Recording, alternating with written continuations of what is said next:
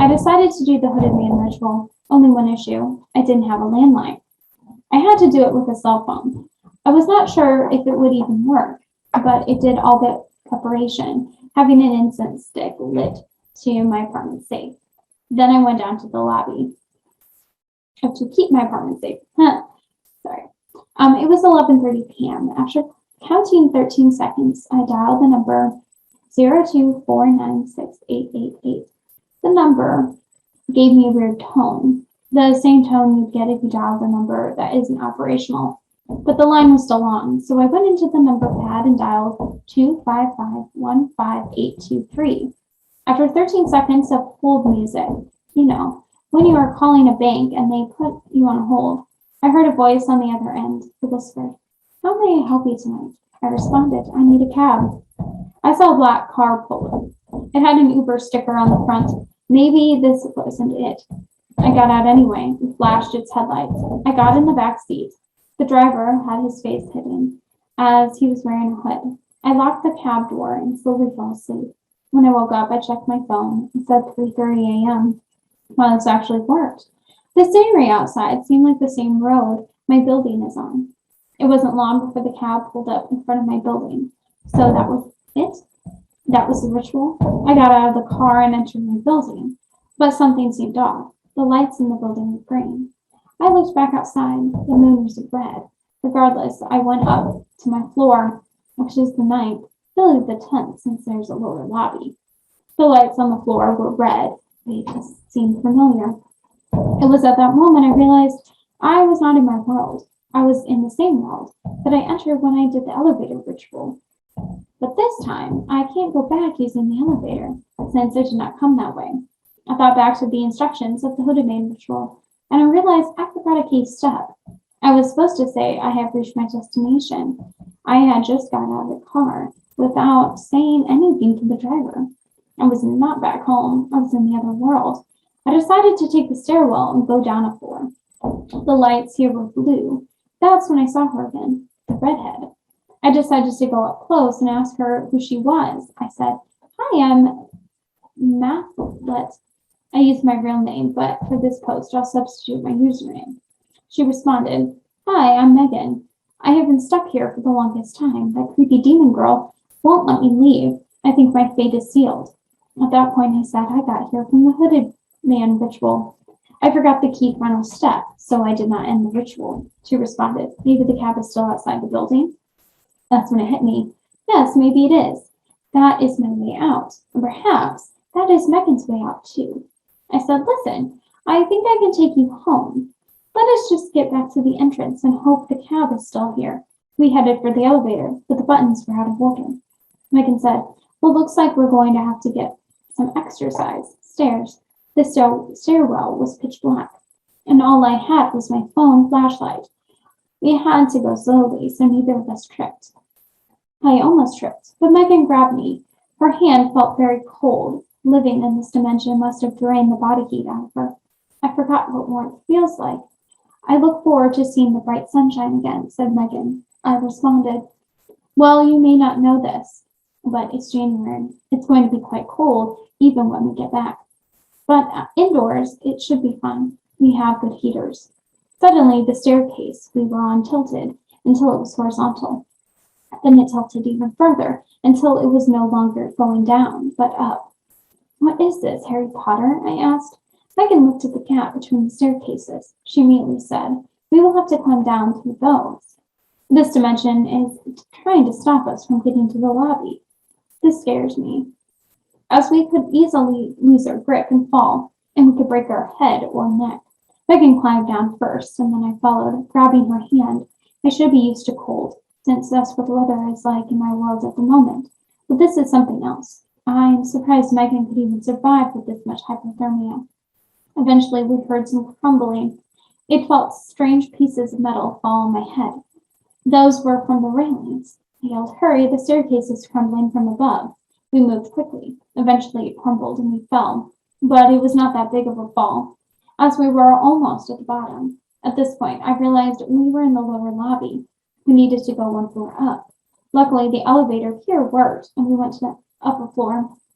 As soon as we arrived, the lobby filled with people. the lobby filled with purple fog. She was here.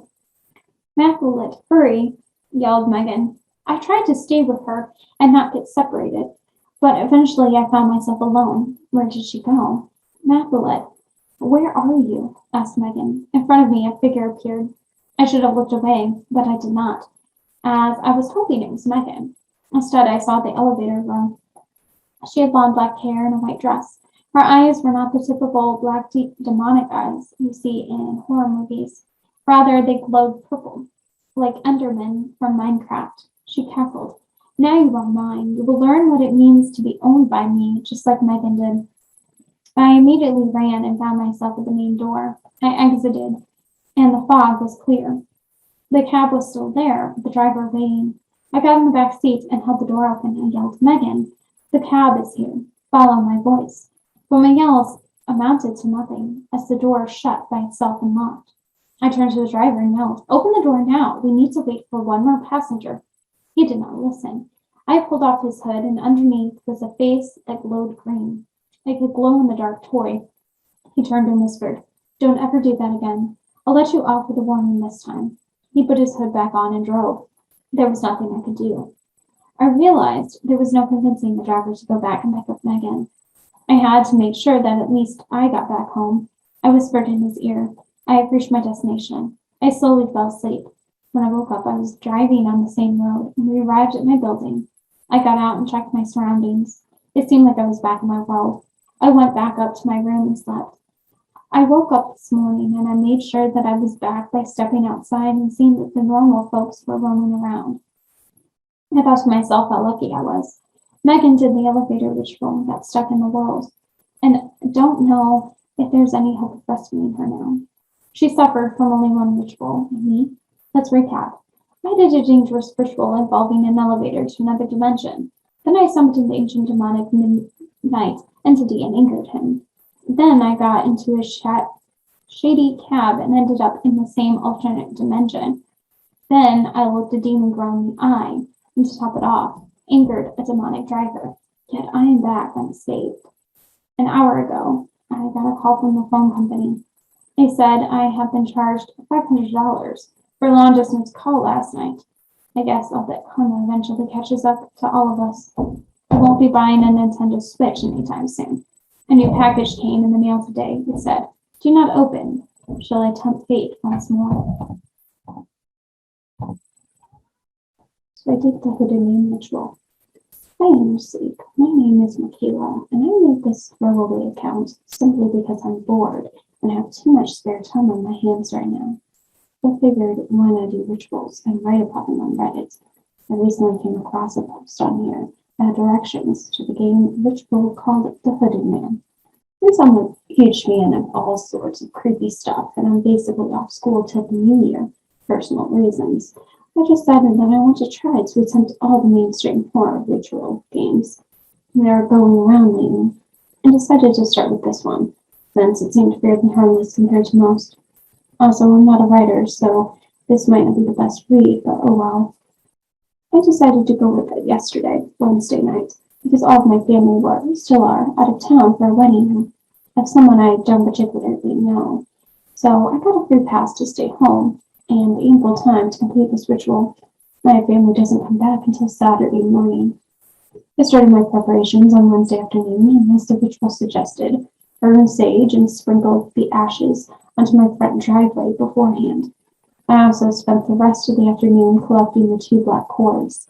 I just got them from our storage shed and turning off or unplugging all the electronics in the house, since I didn't want to take any risks, and the ritual specified that I entered the shower to calm and ate some frozen pizza to calm my nerves.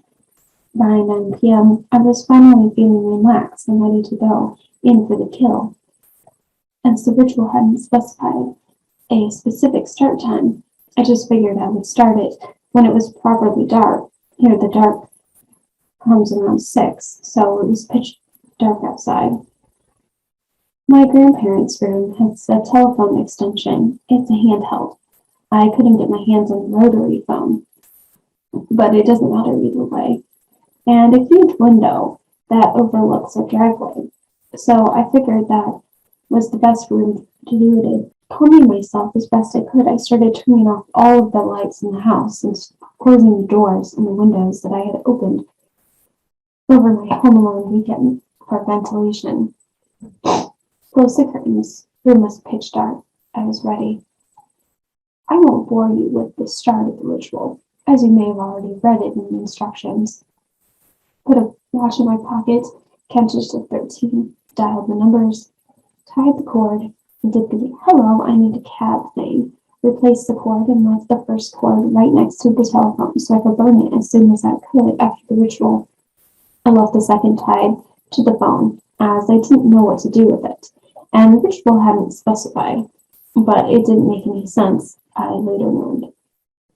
I sat there in the eerie silence for about 5 seconds before I got up and navigated through the dark into the window. Although the ritual had told me this was going to happen, it was still strange to see. The night sky had this weird purplish blue tint, with the clouds suddenly had bright color. Also, there was a black cab, parked across the street from my house. I slowly pulled the watch around my wrist and made my way through the dark house and out onto the driveway, locking my front door behind me. All the houses were silent, and not a single light was on, which was weird, because it was only about 9:30ish at that point, and everything about the cab just looked off, you know? It was moving and eerie, but also inviting and looked quite comfy for some reason. I opened the door and looked into the back seat. It was a completely normal-looking cab. It had quite new-looking leather seats, and it was empty. I got into the back seat, locked the doors, and lay down, willing myself to sleep. I must have fallen asleep after what seemed like 10 minutes, and had no dreams of anything. I woke up calm and serene, and didn't feel all that disoriented, which was weird for me because I'm horrible at waking up. Took a look at the watch, and lo and behold, it was 3:30 a.m. Giving myself a high five, I just rolled over and went to sleep within the next 40 seconds. When I woke up, I wasn't sprawled out across the back seat, but sitting up, resting my head awkwardly against the window. I opened my eyes, almost forgot where I was for a second, but then I remembered, and it took everything in me to not make a stupid statement about it or something. There was a man in the driver's seat, soundlessly driving a cab on a highway which I have never seen it before in my life. The sky was overcast and grayish clouds were everywhere, and it honestly looked like typical London weather. So that was a bit welcoming, I guess. The man had his hood up, so I couldn't see his hair or face or anything, but I could see his hands on the steering wheel, and they honestly just looked normal, a bit on the tan side. I leaned back and started staring at the window. It was all right at first. It was just a stretch of weird gray-looking fields, and I was content watching it. The cab made no sound at all, as in, not even the windows vibrated when it drove. Nothing. I felt as if I was floating. Then the outside started to get a little disturbing. The fields turned to weird plots of land with, I shit you not, severed heads hanging on poles, with their mouths moving, but yet I couldn't hear what they were trying to say. I just looked at my lap and contemplated going home, because I'm not extremely good with gore. That's why I almost didn't notice the strange people that were closing in on the driving cab. No sleep. There was so many of them, and they were dragging their fingers across the windows, almost as if they were trying to get in. I hated the way they were faintly screeching. It was the most disturbing thing in the world, so I just leaned forward and whispered in his ear. I had reached my destination, and I just sat there and passed out. I don't remember much after that point, but I felt very serene. When I woke up, it was today, Thursday afternoon, around 3-ish, and all the lights in the house were on, but the doors and windows were still shut. I blinked like once or twice, clapped my hands back for being awesome, and went to my grandparents' room. Literally nothing was moved and everything was in place. Thank God. I dialed the number, thanked him for the ride, and picked up the cords to burn them, which I did first thing afterwards. I buried the burnt ashes in our backyard, salted that mother effer, and got myself some food. And yeah, it's currently Thursday night over here. I'm trying this. Everything is normal, and that was honestly kind of fun. If you want me to do any other rituals, you can comment or something. Until then, I talked to the passenger that the hooded man picked up. This is my experience with the hooded man. I think it's about time I shared this story. It's been plaguing me for such a long time. Well, for a while, I've been searching for ways to leave this earth. I didn't want to necessarily kill myself. I just wanted to leave.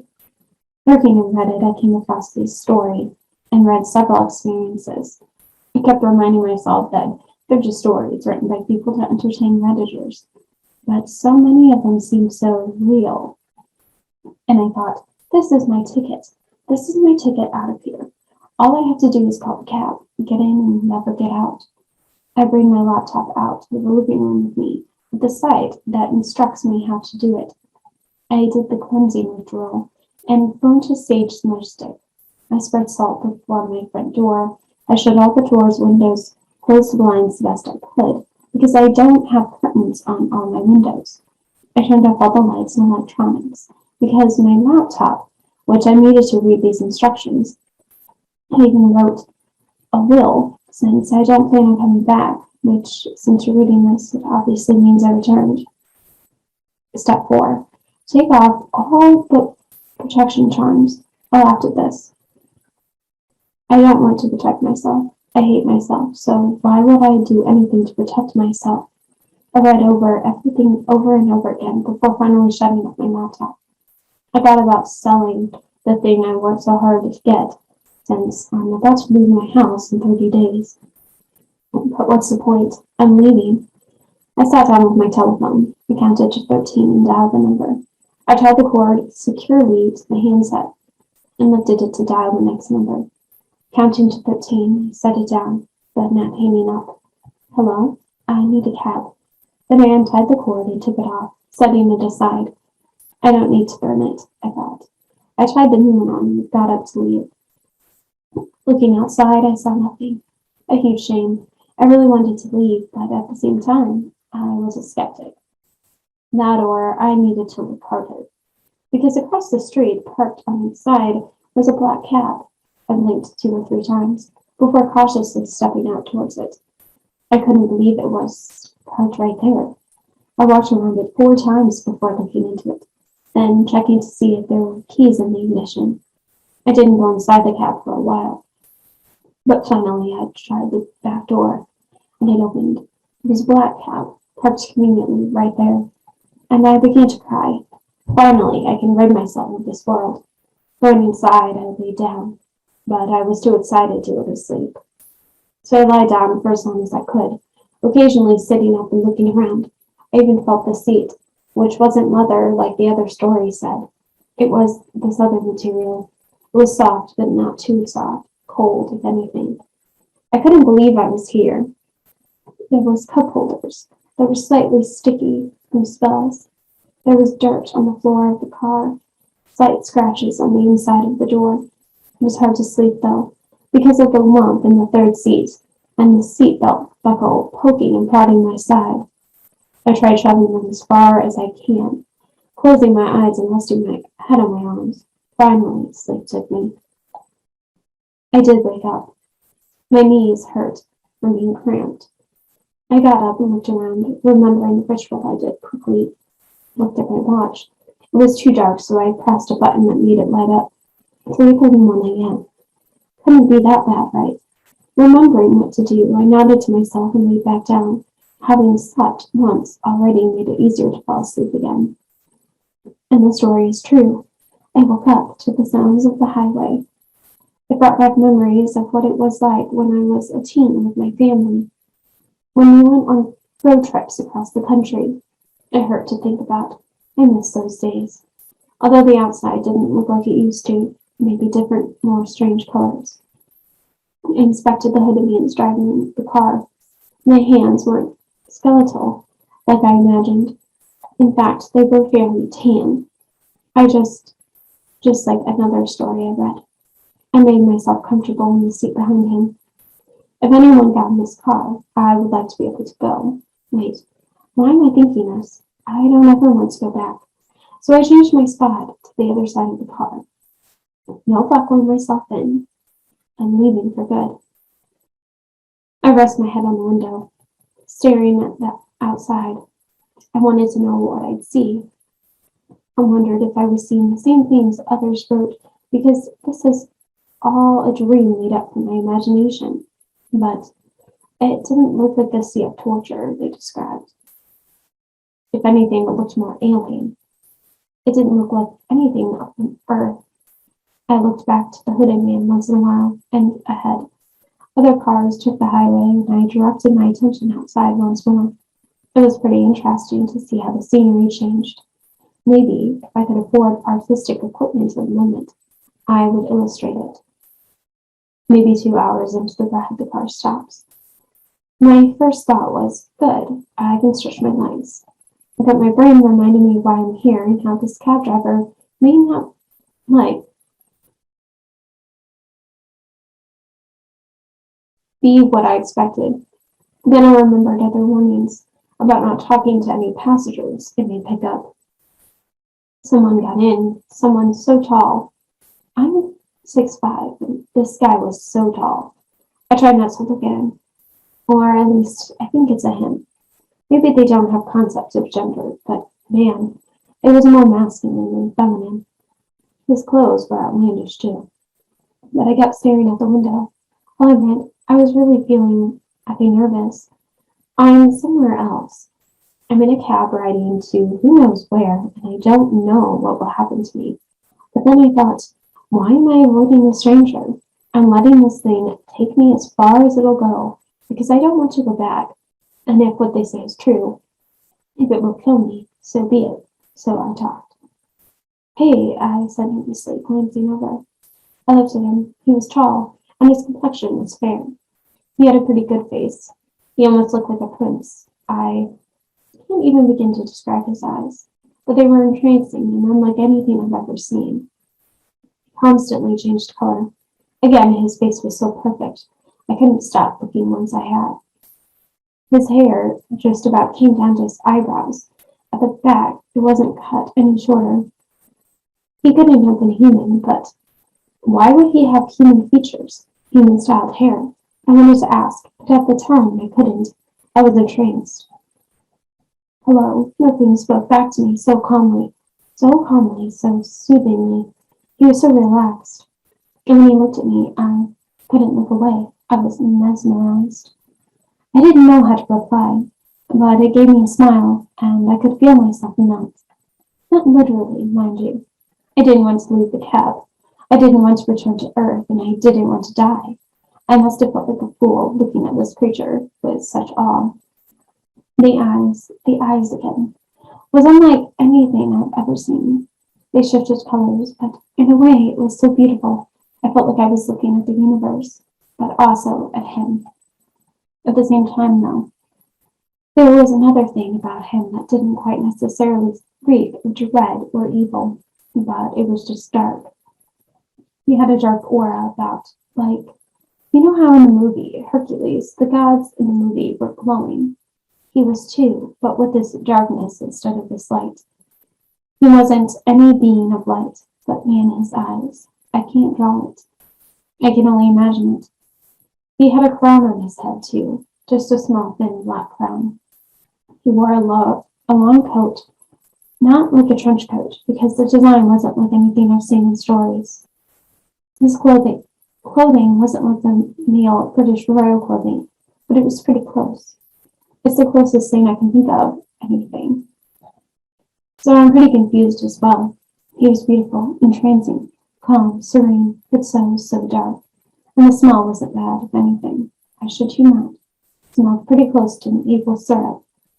Now I was probably expecting him to kill me, like what the instructions say, but he didn't. We didn't talk much more. I actually looked away, back at the window. It seemed that there wasn't any land anymore, and it began to look more like the far outskirts of space.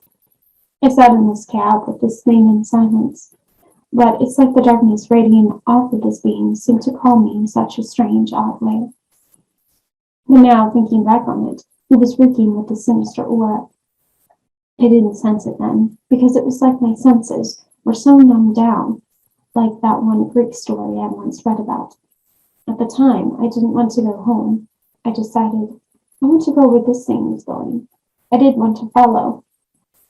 That's when it said something that surprised the shit out of me. Why do you not return? I fidgeted in my seat, gulping and glancing at the hooded man, even though it wasn't him who spoke. I don't want to. Why is that? The being beside me inquired. I tried not to look at him again, but I didn't know why I was resisting so much. It's not like it killed me so far, or caused me any pain, but it simply sat next to me and just talked. I don't like the way my life has been going, I said honestly, and I decided to leave. Why? It asked. I wish I could have talked to him forever, just to listen to his voice, but I couldn't. I felt like it even knew how much I was stressing over this. I know the feeling of falling in love. I had a girlfriend I was about to propose to before she died. I felt like I fell in love again, but not in a romantic way. I guess it was pretty similar to how my parents described them falling in love with their Christian God. So I told him my problems, which I won't describe here for personal reasons, and I listened, and he listened intently, which writing this now, I kind of find dumb. I go to this paranormal journey. I disobey the rules and talk to this being that could kill me, and they're talking to me like a therapist. Pretty stupid, right? At the time, I didn't think so. He nodded thoughtfully, before looking onward. I sank back in my seat, feeling incredibly dumb, sharing my feelings with someone who I barely knew. He wasn't even human. He was probably royal due to his clothes and crown. He was silent for a while, before gently telling me a solution. Have you ever tried? Yes, writing it now, it seems so stupid. I won't share what he said, because it was so personal, but it really struck a chord in me, and I felt like I could go back. I felt like I could make things right again. And most importantly, it gave me a reason to live. I had a feeling he sensed this, and he smiled at me. Then we began talking more about life and death. It didn't really matter to him much. He just seemed more interested in what I had to say about things. When I asked him about his thoughts, they seemed to scare me a little. He didn't like free will and thought to limit it. Now this struck me as the biggest odd, because I thought for sure if this was the devil, wasn't the devil pro free will. But still, the way he spoke, I found myself nodding in agreement. He made me feel like anything he said was right, and was the greatest truth. I guess a lot of these things rose so many red flags, but I couldn't stop listening. I guess I came to admire him so much it was nearly like worship. That in a strange way, he seemed to feed off it. He seemed more powerful anyway, but not by much. I felt like such a lost sheep. He even touched me, putting his hand on my shoulder in a possessive way, and I'll admit it felt good. Until I thought differently than he did. I began to feel a bit of pain in my right rib. To not feel this pain, I quickly adjusted myself to agreeing with him more. Reaching the end of our conversation, he asked me, "Would you like to go home?" I thought on this. I didn't want to, but this entity just gave me a solution that inspired me to go back and keep living. I nodded, in which he returned with a small smile on his lips.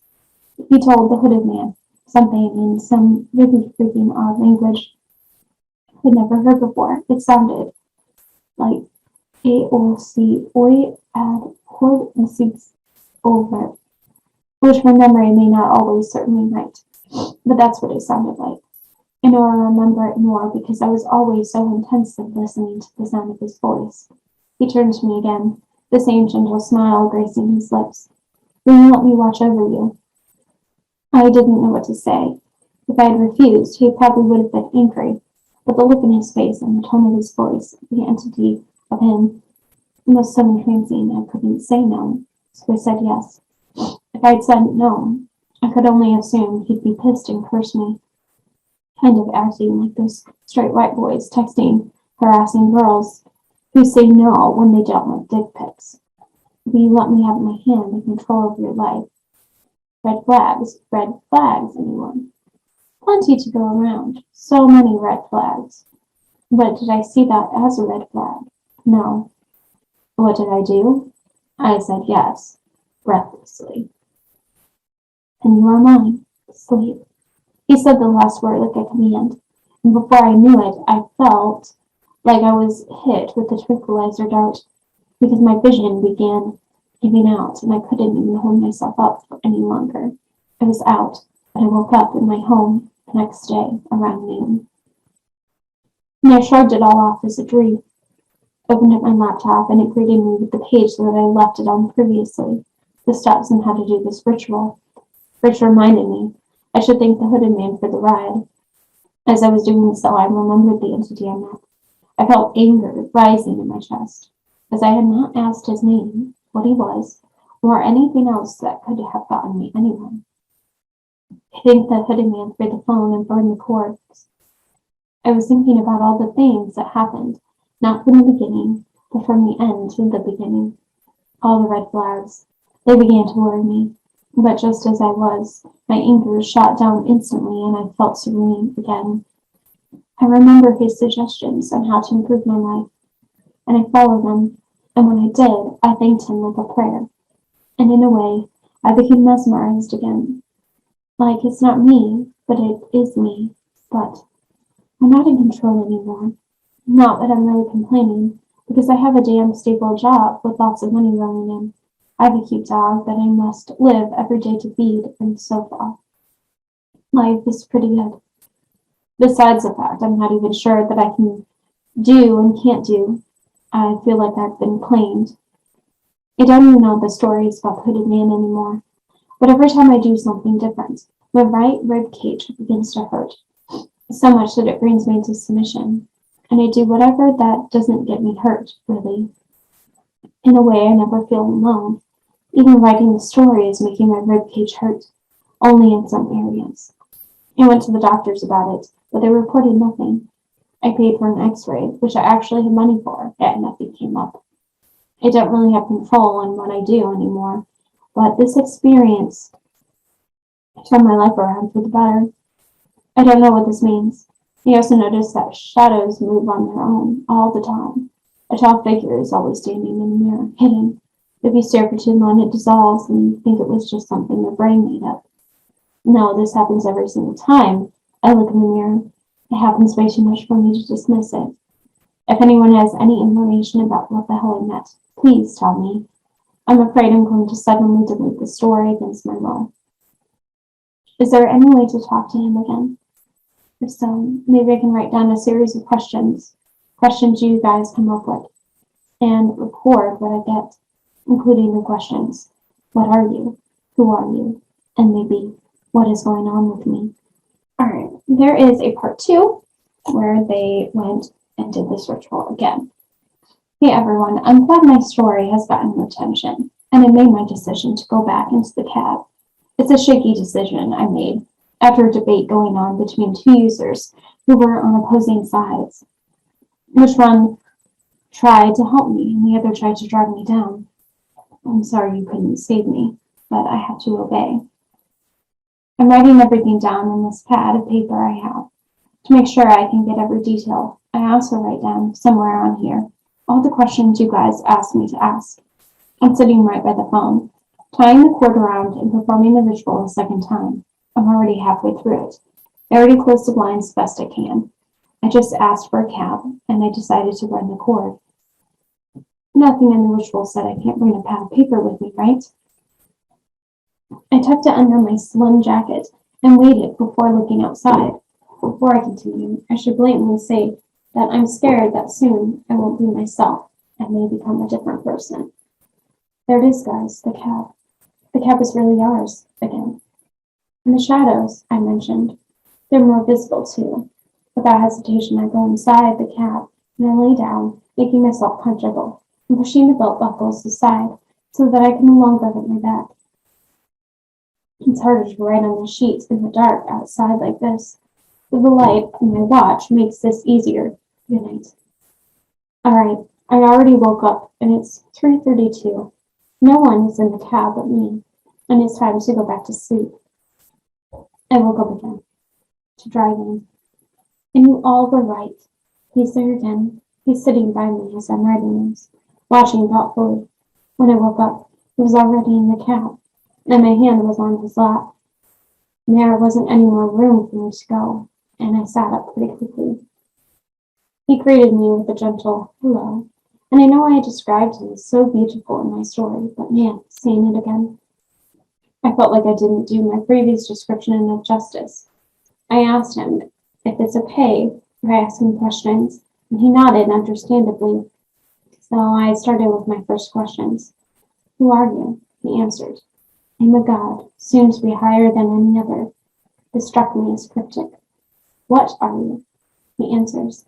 Had I not already told you that I am a god? And that brought a new question to the surface. Were you always a god? This being was surprised by this question, momentarily, before his gentle and calm expression calmed me again. He shook his head. No, but it is easier to rise to power. Is it okay if I ask you what you were? No, but it is easy to rise to power. Is it okay if I ask you what you were?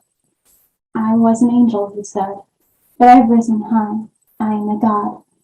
I don't know anything about this kind of thing. I didn't even really consider angels exist, but the way he spoke, I believed him, and I may actually still believe him. He could have been lying, as this was just something he wanted me to hear, or someone reading this wanted to hear. I wrote down the advice someone commented in the previous thing I posted, and I looked at it to keep a clear head and to not say yes at everything he says. I could try to go through with this.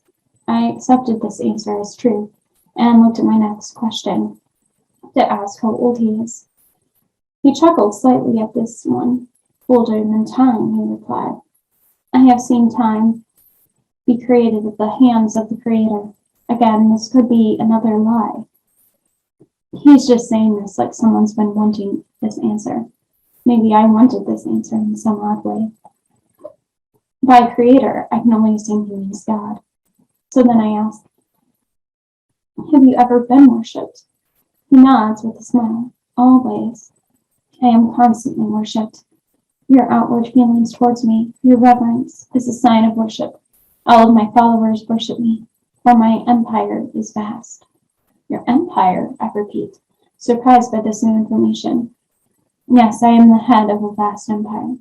Big, like it's everywhere. How come I haven't heard of you before, I ask? Because I only reveal myself to the chosen few, and those people choose to stay quiet about me. Some don't even know I am in patrol. I felt bad, knowing that I'm sharing the story on the internet now. Is what I'm doing bad then? I asked. Is this what you don't want? I'll take it down. No, you may share me. Do not speak of me too broadly, for my title and my name and all people must remain unknown. He claims himself to be God and the head of an empire. I guess I could have figured due to his appearance, his thin crown and royal clothing. But why would someone like you, a god, spend time with me? He looked at me with these gentle eyes and a reassuring smile. Unlike the Creator, I answer and come to those who are in need. Not only that, but I too can be omnipotent. I nearly began trembling. I felt so special, but also so out of place, talking to this being. So your empire that you're the head of, and your followers, is it all some sort of cult? Not so much of a cult, but like a religion, he says after shaking his head. And I am the god of it. Religion, and you're the god of it. So should I call you God? No, but you should call me Father. I nodded. I didn't know what else to say. I mean, my parents were Christian, but as a teen I fell away from faith. Yes, Father. He smiled triumphantly, which, although the atmosphere was calm, his reaction unsettled me slightly. I felt weird calling him Father, and I felt unsafe if I were to ask why, but I still went along with it. I looked over my notepad. So some who saw the story I posted, some of them thought you were the devil. He laughs heartily. I assure you, I am not the devil, or Satan, Shall you call me Satan? You are establishing me as an enemy. Or if they were referring to me as Lucifer, they are also wrong. Lucifer is a fool. I nodded, feeling my eyes dry out slightly. And if I keep following you, where will I go when I die? I asked, remembering the comments and the words eternal damnation. Not heaven, he answered sturdily, but also not hell. You shall live with me in my own realm of protection, as your soul is mine. Why shall I throw a loyal, obedient soul into the lake of fire for being nothing but faithful? I felt relieved, although he could be lying. But it makes so much more sense to me. And being here with him, it's like he's in control of how I feel and how I think. Thank you, Father. I blinked at my own words. I only meant to say thank you, but the rest just came out like water coming out of a loose pipe. Others were also wondering how to contact you. His eyes gleamed, which of course made them more beautiful than they already were. Of course, I shall teach you how. He instructed me to flip the page on my notepad and showed me how to draw this special board, not which it looks like. He told me, use that which I instructed you, and pour a glass of water. Set it upon the board and pray to me, and the water will become pure with my essence. And with that, you shall now dip a pendulum into the water and pray unto me. The pendulum you choose will be mine, and I may speak to you through it. What is a pendulum? I asked. It is an instrument for divination, he answers, used by many and an easy tool to communicate. Pray often and I will answer. Thank you for all of this, I say, looking over what I was instructed to draw. But is there some sort of catch? All you must do is worship me. Now I realize I'm not knee-deep into this mess. My whole body is buried and my chin is barely out of the surface. I'm not sure there's a way out. Is it okay if I share all of this online? He nods. Of course, I know this will give me more followers, and then I shall reveal myself unto them. All they must do is to pray to me and follow the instruction I have shown you. I wanted to hide my emotions from him in case I'll make him angry, but at this point I'm sad. I feel like a tool, even if he made me feel special and loved. I feel like I'm putting others in danger. I know every individual soul reading my story, he says. And with their knowledge of me, I know I can go into their lives and they too can know the truth and follow me. I felt a little overwhelmed, so I nodded and gulped. I didn't want to be here any longer. May I please go back home, I asked. He nods, as you wish, sleep. Just like last time. I felt like I was hit with a tranquilizer dart and I woke up in home this noon again. I'm sorry for taking a whole day to update, but I had to revise my paper and transfer it all into text, edit things and make sure I get all the details down. But for those wishing to save me, I'm sorry I failed you. I think it's too late to save me now. I might become some sort of mindless follower worshipping some entity I don't even know much about. And I guess this is also a warning to everyone else about this thing. He said he knows everyone reading this, and with you reading this, I put you in danger. I am so sorry. I had no idea this would happen, so you all have a head start. Please save yourself first, before you get too deep like I did. And for those wanting this thing in your lives, well, you got it. All you have to do is draw this board, get a pendulum or whatever that looks like. I'm still not looking into it, and do that thing. So I opened the picture that goes along with that story, and it's interesting. It looks like a Ouija board, but different. So I'll put a picture here on the screen, but it is a V in the middle, and then some interesting symbols that kind of make me think of runes, but they're not runes. And then along the sides, we have the words order, control, manipulation, and power. So this is really interesting. It basically sounds like that is you saying that you're giving control over to this father. And so I'm wondering if the V in the middle is like a symbol for him. And then the other symbols are going along with those words of him being able to control you. So you are essentially giving over your control to him. So I'm really interested in the fact that I'd never heard of this father before, and then he just keeps showing up in these stories.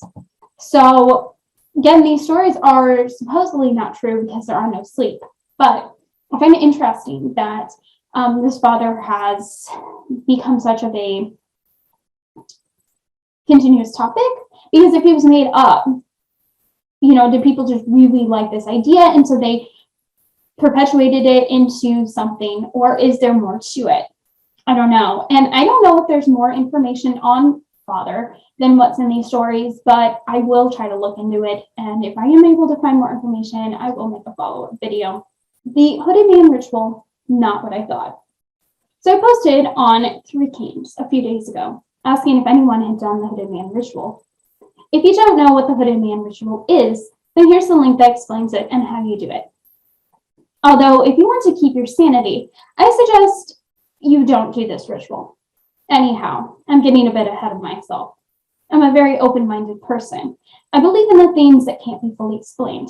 But at a point, I'd read about different rituals before and used to think they were stupid, pointless games.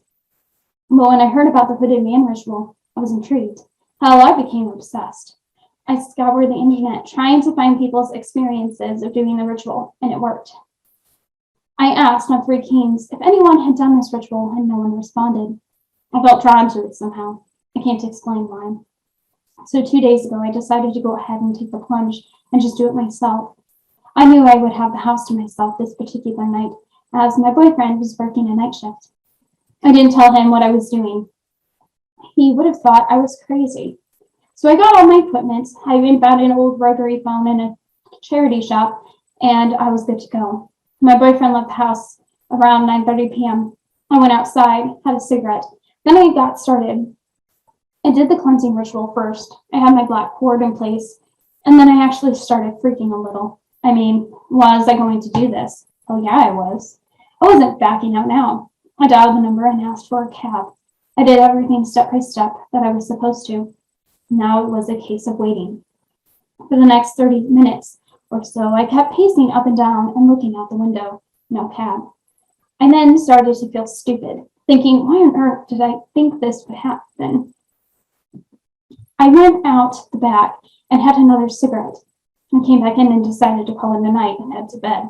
However, as I walked into the living room, my heart started beating so fast, I thought it was going to beat right out of my chest. There, right outside my front garden, was an empty black cab. Now, I live on a super tiny little street where everyone knows everyone. There's no taxi drivers that live by me, and plus, we don't have black cabs in my city. I knew it had to be down to the ritual, but the rational part of my brain was telling me it couldn't be. I actually felt a little scared at this point, but there was no way I was backing out now. I walked out of my house and up to the cab. It looked very normal inside, just a normal cab. I tried the back door and it opened. Even at this point, I was still debating in my head whether to back out or not. But I knew if I did, it would drive me crazy, not knowing what could have been. So I got in. As per the ritual instructions, I lay down in the cab and tried to fall asleep. I'm a real easy sleeper. I can fall asleep standing up if I'm tired enough, but I must say I struggled a bit. I could still feel my heart pounding and the adrenaline coursing through my body, but I did end up falling asleep. I woke up later and it took me a few seconds to realize where I was. I sat up and looked around. The street was empty. Then I remembered to check my watch. It was 3:34 a.m. Now the ritual states, if it is any other time than 3:30 a.m., when you awaken, you must exit the cab. However, I reckoned it had taken me a minute or two to come round before I even looked at the watch. Plus, I knew it probably wasn't dead on accurate. So I followed the next part of the ritual. I laid back down and went back to sleep. I awoke sometime later to the hum of the car's engine, and all I could see was orange out of the windows. I sat up in the seat and saw him behind the wheel. Well, I say I saw him. I can only see the back of him. He wasn't as big as I had imagined him to be, and he had a cloak with a big black hood around his head. I really wondered if I was dreaming. I knew I was not allowed to speak to the hooded man, and to be honest, I had no desire to, which surprised me, because, well, let's just say I'm a talkative person. After being transfixed on the back of the hooded man's head for a few moments, It was then I looked out the window. Nothing prepared me for what I saw. Big, great, ominous buildings far off in the distance lined each side of the road. What's so scary about buildings, hey? But these buildings, it did look scary. They were like nothing I had seen before, and they seemed to be crumbling away. The sky was a bright burning orange. But what got me most was the people. Hundreds of them littered the desert like streets, moaning and wailing, their faces contorted as if in agony. Some had just rags around their bodies.